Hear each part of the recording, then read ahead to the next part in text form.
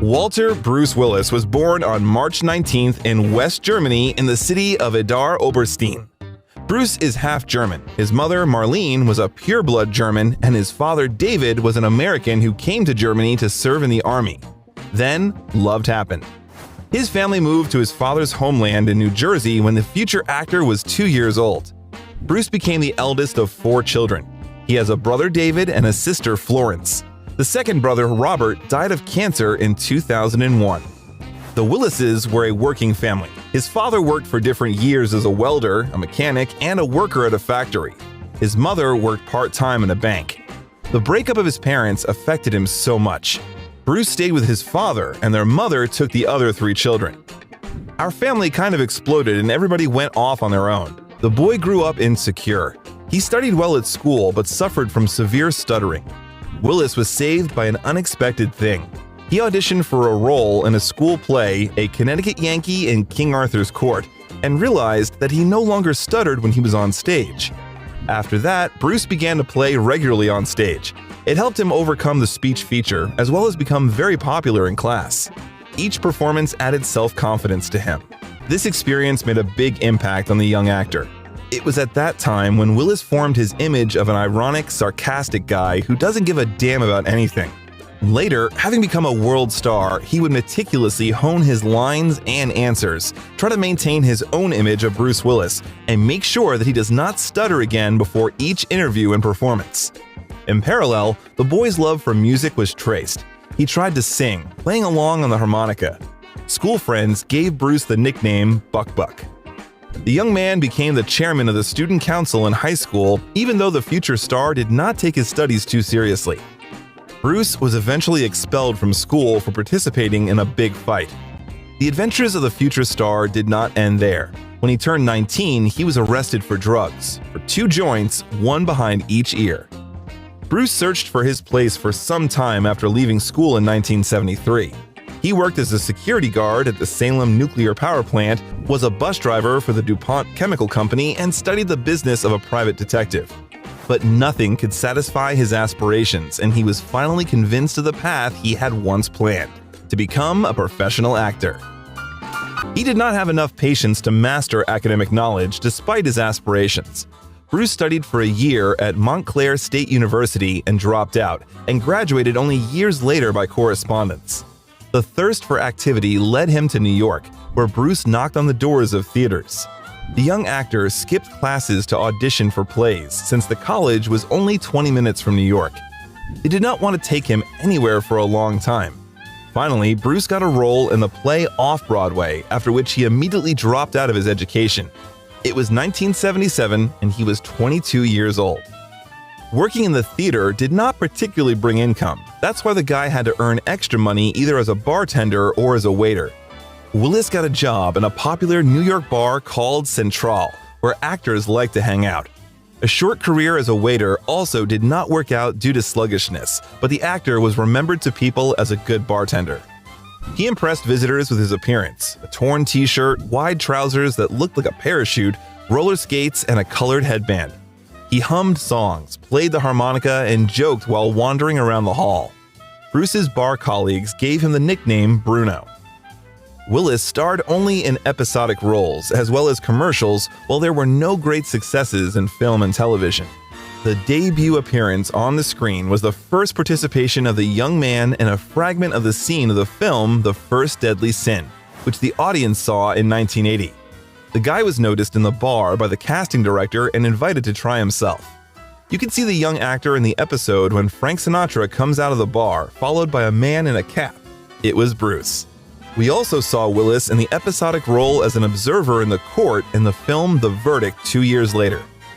Willis starred in a commercial for Levi's in 1984.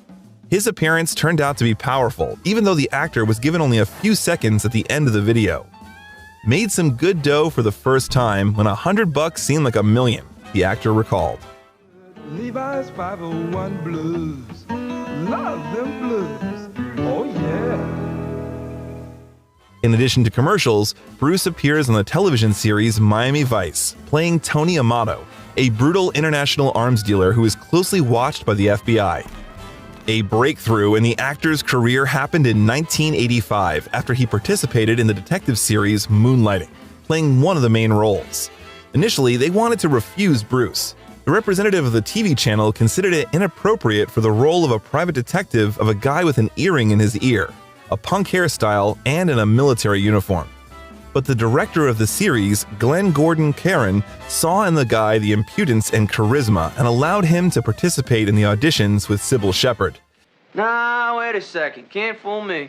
The eyes don't lie. Not these babies. Photographic. See something once and it's locked in there forever. Really? I didn't notice anything locked in there. No. The actress who was already approved for the second main role. Thus, Bruce got the opportunity to prove himself in a major project, bypassing almost 3,000 contenders for the role. It was rumored that the passion and quarrels between Sybil and Willis were not only on the screen, but also behind the scenes. Although the actor himself denied this, we would disagree about how scenes should be played, but that's part of the process, he said, as well as denied sexual attraction. There were hot days, days when things might have sparked or something, but there was nothing to report. Fine. Fine. Good. Good. Bitch. Bastard. Get out. Get out!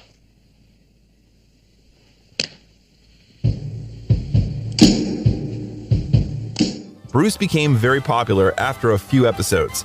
The series was nominated for 16 Emmy Awards, including in the Best Actor category after the second season. It was not only nominated, but also won, among others, in 1987. Later, Bruce admitted that such fame was unexpected for him. The ratings began to decline by the end of the third season, partly due to the development of love relations between the main characters and partly due to Sybil's pregnancy. Bruce's fading interest in the weekly series also added fuel to the fire. Popularity attracted the actor to a big film. Willis stated that he would never star in a TV series again after filming Moonlighting. But after a while, he nevertheless broke his word by playing a cameo role in Friends. But there was a special reason for this, which we will discuss later. Willis got his first major film role in the romantic comedy film Blind Date, directed by Blake Edwards in 1987. The actor's partner in filming was Kim Basinger, who got the role of the protagonist's lover. Bruce again got a comedic, slightly ridiculous character, Walter Davis. He was always kidding and was not very serious about what was happening. As we will see later, it was difficult for Bruce to get rid of the comical image. The actor did not forget about commercial advertising projects. In the same year, he starred in a video for the alcohol brand Seagram's, together with Sharon Stone. Cooperation with the brand lasted for many years later. Passion for music has become a kind of hobby of the actor. In 1987, he recorded and released his first album, The Return of Bruno, named after his old nickname. The album consisted of 10 songs in the style of blues and soul. Willis performed the main vocal part throughout. I feel so good today. The album became quite successful. It took 14th place on the national Billboard 200 list, the song Respect Yourself took 5th place on the American charts, and the composition Under the Boardwalk went up to 2nd place in the UK national chart. Bruce met actress Demi Moore at the premiere of the detective comedy Stakeout on August 5, 1987. Love took their heads off and they got married on November 21st. In her autobiography, the actress shared her memory. No one believed in the seriousness of their relationship, as the actor had a reputation of a womanizer and a drinker. The actress thought different. In an interview, she admitted that Bruce is fully ready to open his arms and give her love. And she was not mistaken. Willis gave up alcohol and went headlong into the family. Their first of 3 daughters, Rumor Glenn Willis, was born a year later. Scout LaRue and Tallulah Bell were born in 1991 and 1994. By the way, Bruce loves to cook. The film actor admitted in one of his interviews that he even attended various cooking courses to cook delicious food for his beloved daughters. Bruce competed with actors such as Arnold Schwarzenegger, Sylvester Stallone, Harrison Ford, and Richard Gere, but they all turned down the job for various reasons. The role was specially rewritten for Willis after he was approved. Instead of a brutal lone hero with iron fists with a meager emotional spectrum, he was a lively, sensual, and humorous guy who periodically deals with bad guys. I'm a cop from New York. New York? Yeah. Got invited to the Christmas party by mistake. Who knew?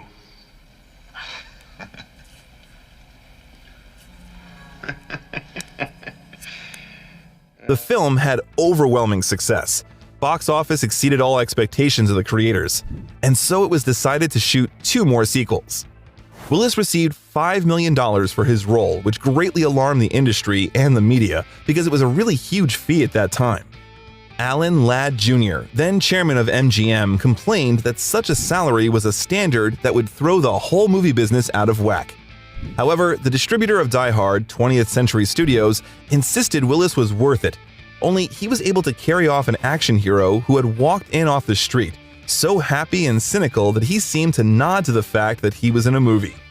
But, as you know, 3 films about Die Hard were not enough, and as a result, the world saw 5 sequels: Die Hard 2 in 1990, Die Hard 3 Retribution in 1995, Die Hard 4.0 in 2007, Die Hard A Good Day to Die in 2013, and Die Hard Year 1 in 2019. Offers poured in after the very first movie, and a new role was assigned to Willis.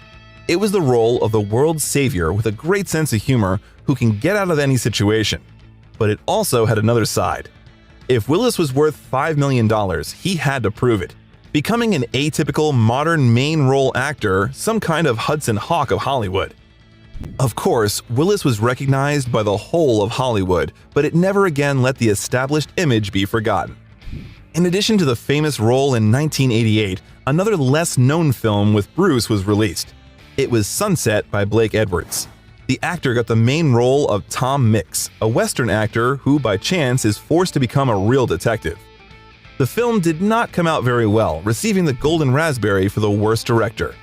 After Die Hard, Bruce starred in Norman Jewison's drama In Country, which was released in 1989.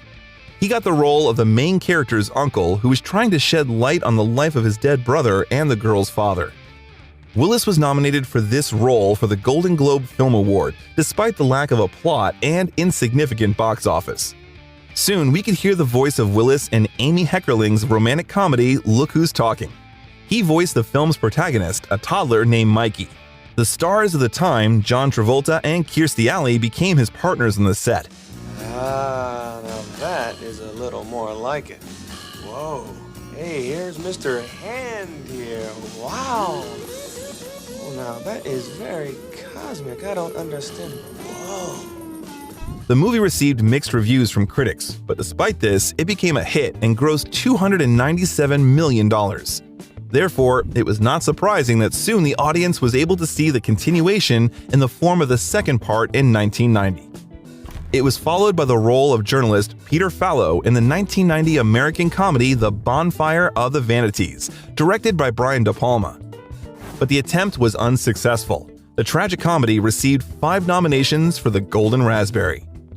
It was one of the few works by Bruce in which he agreed with the assessment of film critics. "I would not do it again, given the opportunity," he said about the film.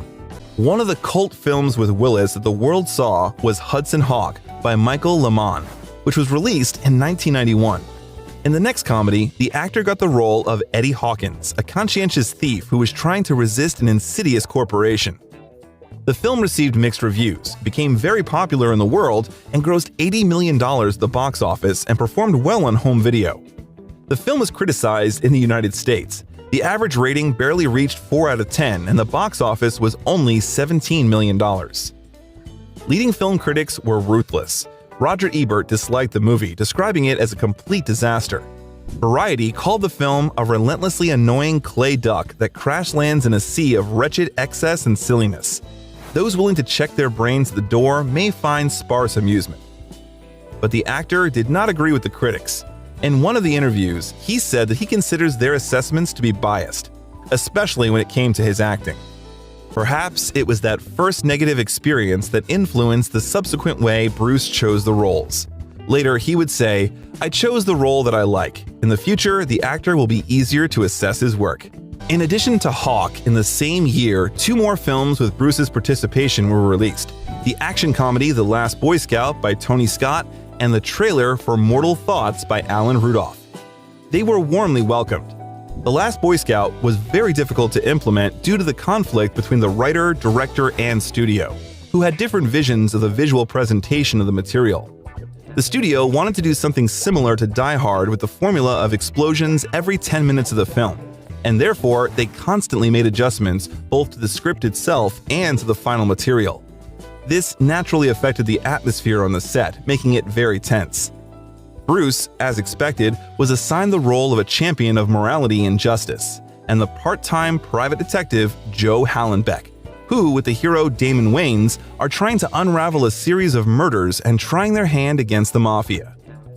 Willis was to play with the charming Demi Moore in his next film, Mortal Thoughts. It was an unusual role for the actor who was used to playing only positive characters. That time, he needed to play a cruel drug addict husband and a rapist who is overtaken by karma. Interestingly, many scenes of the film were partially improvised, and no one knew what the ending would be until the film crew started shooting. Mortal Thoughts received 2 nominations, the Chicago Film Critics Association Awards and the National Society of Film Critics Awards, but the actor didn't receive any award. Another great comedy in the actor's filmography was Death Becomes Her by Robert Zemeckis, where Bruce worked in tandem with Meryl Streep and Goldie Hawn. As you remember, the role of Bruce was not too heroic. A drunken husband in an unsuccessful marriage is a traitor and a former plastic surgeon who rarely shows symptoms of courage. I don't want to live forever. I mean, it sounds good, but what am I gonna do? What if I get bored? What? And what if I get lonely? Who am I gonna hang around with, Madeline and Helen? What if something happens to me? What if I get maimed? What if I get shot? What if somebody pushes me down What if I fall down a flight of stairs or something? But you never grow old. Yes, but everybody else will. I'll have to watch everyone around me die. I don't think this is right. This is not a dream, this is a nightmare. The film was technically very difficult to produce, as it was created with the use of computer effects. For example, becoming the first film in which the texture of the skin was reproduced. There were some excesses too. Streep accidentally cut Goldie Hawn's face in a scene where their heroines are fighting with shovels. The black comedy grossed $149 million at the box office, beating production costs, and also pioneered the use of computer-generated effects, winning the Academy Award for Best Visual Effects. But critics were less friendly to the film. Gene Siskel and Roger Ebert both gave Death Becomes Her a thumbs down, commenting that while the film had great special effects, it lacked any real substance or character depth. Bruce did not disdain episodic roles either. In the black comedy The Player by Robert Altman, he was given only a cameo, but he was able to hug a half-naked Julia Roberts. Another profitable direction in his work was filming in Japanese commercials. He was lucky enough to become the face of the commercial work of Subaru legacy automobile NTT Dokomoko Mova in the 90s. The work of the actor in several smaller film works came next. Loaded Weapon 1 was released in 1993. It was an American parody of the popular action films. John McClane did not bypass this list, and therefore Bruce appeared in the role that the audience loved, albeit episodically. It was impossible to do without the role of a detective. Roddy Harrington's Striking Distance released the same year.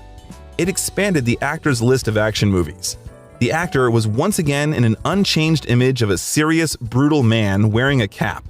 But there was another problem. Willis actively interfered with the script and, according to the film crew, was very self-willed during filming. This led to production and editing difficulties for the movie. Scenes added by Bruce made the plot so confusing that test audiences who were shown the film criticized it. Because of this, the movie was partially reshot and the actor was very unhappy with it. Moreover, he accused the directors of this and in 2014 said that that movie sucks. Critics agreed with Bruce. The film earned no more than 3 points out of 10 on Rotten Tomatoes and Metacritic. Owen Gleiberman called the film a flat, dankly lit, grindly inept thriller about a serial killer whose victims all turn out to have been acquaintances of Willis's rumpled, alcoholic cop hero. 1994 did not bring success. American noir film Color of Night by Richard Rush was awarded the Golden Raspberry as the worst film of the year.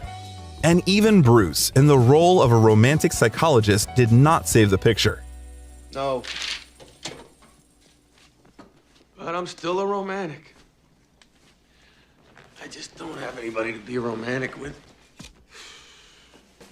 By the way, this film was widely discussed for the scene of underwater sex, where we can notice the actor's genitals. Later, Bruce admitted that he agreed to do this scene only because the director promised him to show the final result and cut out shots that the actor would not like. But Richard Rush did not keep his promise. The actor himself was not happy with the situation. Willis played a minor role as a not-too-pleasant type of contractor for whom the protagonist, played by Paul Newman, worked intermittently in Robert Benton's comedy drama film Nobody's Fool. The audience highly appreciated Bruce's work, calling it quite solid, despite the specific role.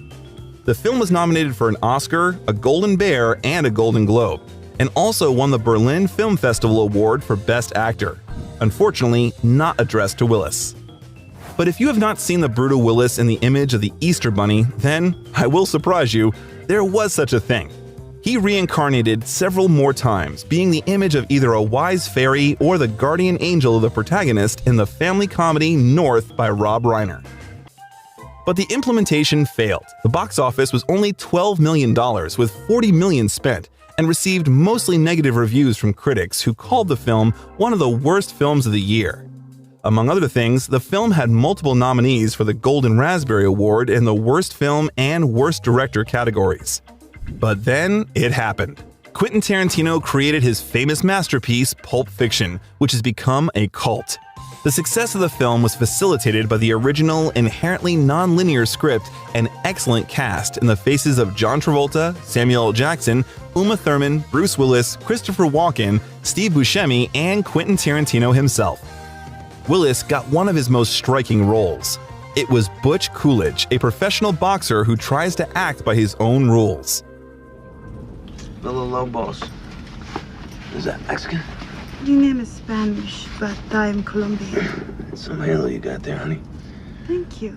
Initially, Tarantino wanted to give the role of Butch to Sylvester Stallone, since, according to his idea, the boxer should have been played by an actor with a combat record, who had already achieved Hollywood fame. But in the end, the role went to Bruce, who really wanted to play it. Moreover, this role went to him by accident. Harvey Keitel told Bruce about it during a personal meeting, and the very next day, during Harvey's barbecue, Willis and Tarantino met. They talked for a long time, and the actor admitted that he wanted to star in the film as he really liked the script. The film's premiere was a sensation. It won the Palme d'Or at the Cannes Film Festival, where it was presented and instantly earned a good reputation. At just over $8 million to produce, Pulp Fiction paid off more than 22 times. Todd McCarthy called the movie an exciting pop culture spectacle, an amazing huge success. And Movie Maker summed up the overall impression. The film was nothing short of a national cultural phenomenon. As a result, Pulp Fiction earned several Oscar nominations, winning in the category of Best Original Screenplay, as well as the Golden Globe and BAFTA. Bruce appeared in Terry Gilliam's dystopia 12 Monkeys in 1995, and also had a cameo role in the black comedy 4 Rooms. 4 directors worked on this picture, including Allison Anders, Alexander Rockwell, Robert Rodriguez, and Quentin Tarantino. Willis played for free in 4 Rooms, and even agreed to remove his name from the titles because according to the rules of the Screen Actors Guild, artists have no right to play for nothing. Bruce got the familiar role of the savior of the world in the work of Terry Gilliam. This time, he played James Cole, a prisoner who agreed to participate in an experimental time travel program in the hope of defeating an insidious virus. An incident occurring during the filming, Brad Pitt, who also got a role in the film, called Willis "Oh Mighty Bald One." The latter was not offended. As you understood, by this moment, Bruce had not yet earned his famous bald head. The film paid off at the box office and earned $168 million, as well as many nominations for prestigious film awards. Willis also finally got the award, the Saturn Award for Best Actor. Terry Gilliam said after working together, "Bruce is very powerful when he's still, not blowing up half the known universe." The next year was not very successful. Bruce got the main role in the action movie Last Man Standing. He played mercenary John Smith, who is fighting Mexican gangsters pursuing his own goals. Even though the actor was nice to see in a suit and a felt hat, the movie could hardly be called a masterpiece. Roger Ebert described the film as desperately dull, dry, squeezed, and laconic. Even the movie's hero is bad company. He expressed his attitude towards Bruce's work. The audience was divided in their opinion. Some criticized the weak acting and a lot of noise, as well as those who highly appreciated the acting of the protagonist and the development of the film. Many saw it as a continuation of the role of Die Hard in a new way. Willis did not get rid of his heroic role in the animated series Bruno the Kid, which was created by the actor himself and produced by the independent animation studio Film Roman. In it, Bruce voiced the main character, the same Bruce, only 11 years old. Even the hairstyle hinted at something. In 1997, Willis starred in a film that many viewers have loved for many years. Namely, it was the fantastic thriller The Fifth Element by Luc Besson, where he played in tandem with Milla Jovovich. Corbin Dallas is a taxi driver and ex-military who leads a dull existence until fate literally falls on his head in the form of a charming and gentle Lilu. There was everything: shooting, irony, well-designed images that have become iconic, and great humor. As always, the unshakable and courageous Bruce with dyed hair looks in his place. His image was perfectly set off by other heroes. No one can argue with the cultural influence of The Fifth Element. Many phrases from the film have become popular quotations. Copy, sweetheart. What was that? Lilu Dallas Multipass. Yeah. Multipass. Multipass. She knows it's multipass. Lilu Dallas. Besson came up with the idea of love between a taxi driver and an alien girl in his teens, but he was able to realize it many years later. And then, after the success of the two previous projects, La Femme Nikita and Leon, since before that, not a single film studio agreed to give a lot of money for the sake of a young director. He was able to get a credit of trust after receiving international fame. But the first appetites still had to be tempered. It is because of this that he did not expect to get Willis as the main character. "I don't have enough money for your honorarium," Besson said, and heard in response, "Let's agree." Willis liked the script, and they really agreed on friendly money. He later clarified, "Sometimes I can do something just because it's fun and interesting." The Fifth Element became the highest-grossing film in the history of French cinema, earning $264 million, and also received several awards: the César Award, the Lumière Award, the Golden Screen Award, and an Oscar nomination.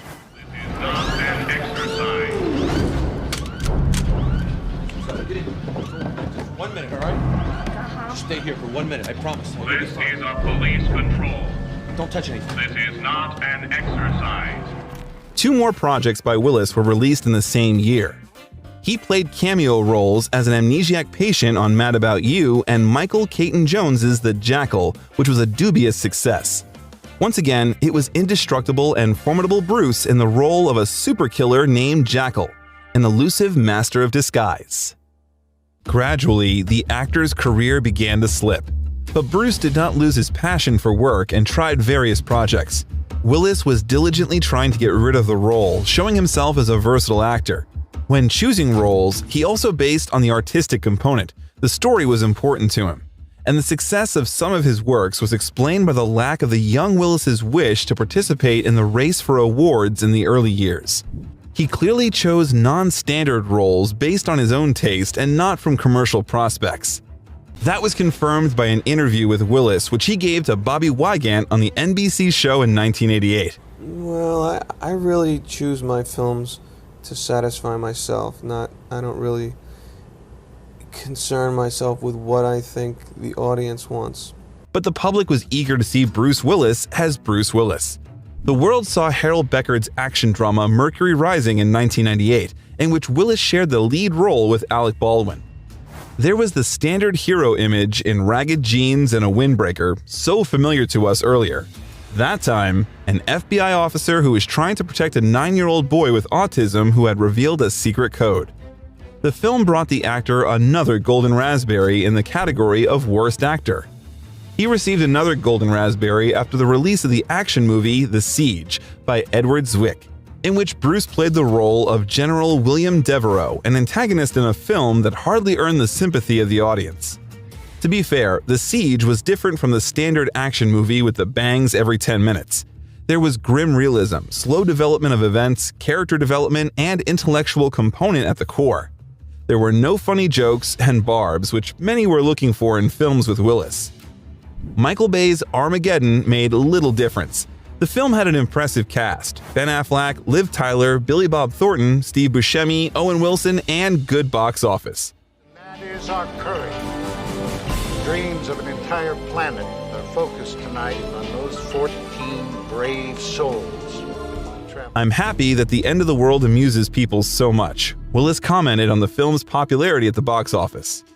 But that work brought Willis the Golden Raspberry. There were both the film itself and the actor in the nomination for the worst male role. He played the head of a brigade of oil drillers. Bay's work was accused of too loose recourse of the filmmakers to the laws of physics and elementary logic, for technical inconsistencies in the image of the Mir orbital station, and the illiteracy of disclosing the work of astronauts and other gross errors. The director was trying to somehow justify himself for many factual errors, and said that the production studio did not provide the film crew with either resources or time. But the anti-premium did not affect the popularity of the actor. Sony released a shooter for the PlayStation with the telling name Apocalypse in 1998. The main character's face was based on Willis. He was covered with sensors to do that. Catching movements, his face was digitized. Plus, the actor voiced himself. The height of the cinematic career of Bruce and Demi Moore led to the fact that the marriage gradually began to crack. It became difficult for them to balance between career and family. Moore and Willis agreed to build their schedules so that they were shooting at different times and not leave the children without the care of at least one of the parents. But this only led to the fact that the spouses began to spend very little time together. Rumors about the relations between Willis and Liv Tyler during the filming of Armageddon complicated the situation.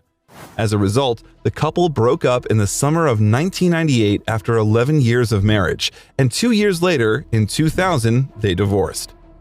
In an interview, Bruce admitted that he did not know what happened between them. "I still love Demi. We're very close. We have 3 children whom we will continue to raise together, and we're probably as close now as we ever were.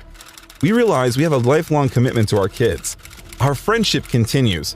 It's difficult to live your life and marriage under a magnifying glass, which is what happens to movie star couples." Willis did not hide his joy after the divorce. "The bachelor life is incomparable. I love women."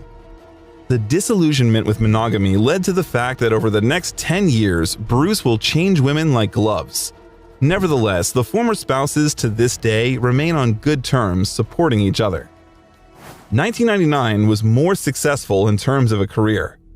Bruce got the role of Dwayne Hoover in Alan Rudolph's tragic comedy Breakfast of Champions, a respectable company owner who slowly goes crazy after reading a book by Kilgore Trout, another main character. Dwayne's mental state becomes so unstable that it drives him to suicide attempts. The movie turned out very expressive, but the comedy did not work out. The film received wide popularity at the box office and was even nominated for a prize at the Berlin Film Festival the same year, despite the loose interpretation of the novel based on which Breakfast of Champions was written. But Willis earned a new round of popularity thanks to another film. It was the mystical drama directed by M. Night Shyamalan, The Sixth Sense. The actor really succeeded in the role of a specialist in the field of child psychiatry, trying to atone for his guilt and correct a mistake. You should notice that it was not comedic. It was far more sweaty t-shirts and gunfights. By the way, Willis had to learn to write with his right hand for his character since he is left-handed in life. The duet of Bruce and Haley Joel Osment was highly appreciated by the audience. You know what yo no quiero morir means? It's Spanish. It means I don't want to die. What do you think these ghosts want when they talk to you? The film was the #1 at the box office for 5 weeks, grossing over $672 million after release. Critics also praised the film. Willis received 2 nominations at the MTV Movie Awards in the categories of Best Actor and Best Screen Duo with Haley Joel Osment. For the role, the actor earned a tidy sum of $100 million. Bruce remained and remains one of the highest-paid actors despite the ups and downs in his career. Bruce's craving for melodramas was gradually traced. The comedy drama The Story of Us, directed by Rob Reiner, was released in the same year, where Willis and Michelle Pfeiffer played a married couple with 15 years of marriage baggage. But they didn't play very well. In any case, film critics did not believe them. A lack of chemistry between Bruce Willis and Michelle Pfeiffer fatally undermines the dull and predictable Story of Us, the audience summed up. The actor did not lose the opportunity to star in the series in addition to the big movie. In 1999, he appeared in the comedy drama series Ally McBeal as Nickel, Ally's replacement therapist, and he had a small role in the cult TV series Friends in 2000. He got the image of Paul Stevens, the formidable father of the student and lover of Ross Geller, with whom the latter began a relationship in season 6. However, there was an interesting story connected with the appearance of Bruce Willis in the series. It became known after the release of the series that Bruce's participation in Friends was the result of a lost bet with Matthew Perry. This happened during the filming of The Whole 9 Yards, where both actors were involved. Matthew was sure that the film would be very successful after the release and beat the box office, but Willis did not believe in the big success of the picture, and he lost. Bruce is generally a very gambling man. He loves gambling and betting for no reason. He prefers poker to card games. He even won $500,000 at one of the tournaments. A cameo in Friends earned Willis an Emmy Award for Outstanding Guest Star, so he made a bet for good reasons. The actor donated the fee for appearing in the sitcom to 5 different charities. The action comedy The Whole 9 Yards by Jonathan Lee, released in 2000, really turned out to be a success, and the duet of Willis and Perry became memorable. Bruce got the remarkable role of hitman named Jimmy Tulip Tedeschi, a charming and cunning professional killer who unsuccessfully tried to live a quiet life. She's not a good person. You've killed 17 people, and you don't think my wife is a good person? It's not important how many people I've killed. What's important is how I get along with the people that are still alive. It seemed like the role of the philosophizing killer was written for him. It fits perfectly into the image that made Bruce loved and recognizable. Ironically cynical, crafty, charismatic, and cool. It was said that Bruce wanted to get Matthew Perry as a partner so much that he tried to persuade the latter to shoot on his own. But Perry was on vacation, so Willis had to constantly communicate with his answering machine. One day, he left the following message to him, unable to withstand such a fate. "I will cut off your legs, burn your house, and watch you die." Later, this cannibalistic joke was included in the film. As you understood, Matthew was impressed. By the way, the 3 girls running between Tulip and Nick when they were standing at the flower stall are the 3 daughters of Bruce Willis. The Whole 9 Yards grossed $106 million, audience love, and caused a sequel in 2004 that was less successful. Another movie of 2000 was John Turteltaub's drama The Kid, in which Willis played Ross Duritz, a wealthy 40-year-old image consultant. His character achieved a lot, besides what he really dreamed of. He hid from pain and loneliness at work with the help of contempt for other people. And fate magically brought him together with an 8-year-old version of himself. The fate of Walt Disney Pictures films is rarely successful. Well, here again. The film received mixed reviews from critics with a budget of $110 million. It has been called erratically simplistic. Roger Ebert was surprisingly positive about the film. Disney's The Kid is warm-hearted and effective, a sweet little parable that involves a man and a boy who help each other become a better boy and a better man. However, The Kid was nominated for 3 awards, one of which won Young Artist Award.